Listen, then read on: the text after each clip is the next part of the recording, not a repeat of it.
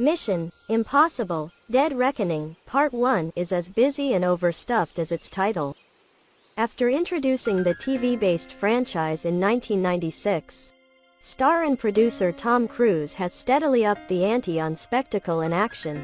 His stunts, which he famously insists on doing himself, have become part of worldwide marketing campaigns that wisely dispense with fiddly details like plot and dialogue and rely solely on the visual language of Cruise's body in space, doing amazing things. That formula is executed with the chops and finesse we've come to expect from Cruise and director Christopher McQuarrie in Dead Reckoning, which delivers bombastic set pieces, bonkers plot elements and some hilarious dialogue in reliably metronomic style. It wouldn't be accurate to say there are any big surprises in Dead Reckoning. It's too faithful to the series' fundamentals to be accused of novelty, but therein lies its chief virtue. Like Top Gun: Maverick last year, Dead Reckoning might be just what we need right now, a 2-hour-plus session of cinematic self-care, wherein the chases, fights, mayhem, exegetical speeches and jaw-dropping daring do knit together to form a comforting weighted blanket of pure escapism and reassurance. The man doing the knitting, of course, is Cruise, who as Ethan Hunt brings a subdued sense of world weariness to the coolest agent of the impossible mission force.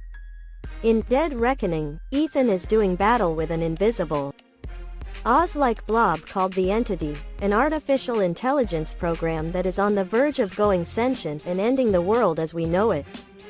Fans familiar with Cruise's fierce loyalty to the big screen experience will recognize the not-so-subtle digs that permeate Dead Reckoning, which turns out to be a celebration of all things analog, including gravity-defying physical stunts that were performed with as little computerized gimmickry as possible, as Ethan fights the unseen force that might upend the world order. Cruise is fighting right along with him, against the algorithm that threatens to annihilate the very medium that made him a star. Cruise and his alter ego do all this with their on-brand blend of insouciance and intensity. One of the best things about the Mission: Impossible movies is how Cruise and McQuarrie know just when to pull back from the self-seriousness to deliver a conspiratorial wink at the audience. During the film's 30-minute cold open, we travel from a Russian submarine in the Bering Sea to a Situation Room in Washington, where intelligence officials deliver snippets of expository dialogue so dramatically that it has to be a joke. The humor in Dead Reckoning continues apace, not by way of snark or self-amused irony, but through stagecraft, as in a fabulous scene of multiple mistaken identities set in the Abu Dhabi airport, or when Ethan pops up speaking flawless Italian in a Rome police station. Those are just two stylish, far-flung locations in a globe-trotting movie that takes Ethan from the Arabian desert, where he reunites with Rebecca Ferguson's Ilsa Faust, to parts east, west and in between. As always, Cruise surrounds himself with a superbly accomplished supporting cast, not just the sleekly sophisticated Ferguson, but Vanessa Kirby, Ving Rhames and Simon Pegg all reprise characters from past installments.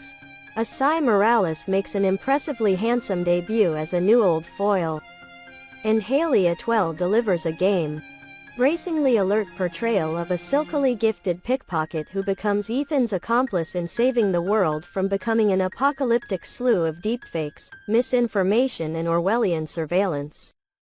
But first, a car chase while handcuffed together driving a microscopic yellow Fiat, careering through the streets of Rome like a demented billiard ball.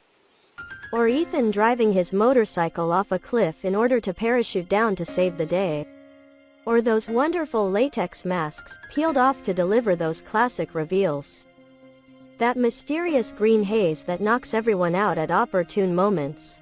And all that running and driving and jumping and executing the plan. It's fast, it's furious and it's a lot of fun. Nowhere is that lineage more evident, and honored, than in Dead Reckoning's wowzer of a finale. A Perils of Pauline callback that makes that little trick on the motorcycle look like a kid popping a wheelie on his Stingray. It's a deliciously old-school nod to the elements of cinematic style, Runaway trains, ticking time bombs, improbably long-winded villains and damsels in distress, but, in this case, not before they've proved their pugilistic bona fides. And Cruise is at the center of it all, with his singular focus and all-in commitment. The good news isn't just that Dead Reckoning lives up to its star's notoriously high standards. It's that it isn't even over yet.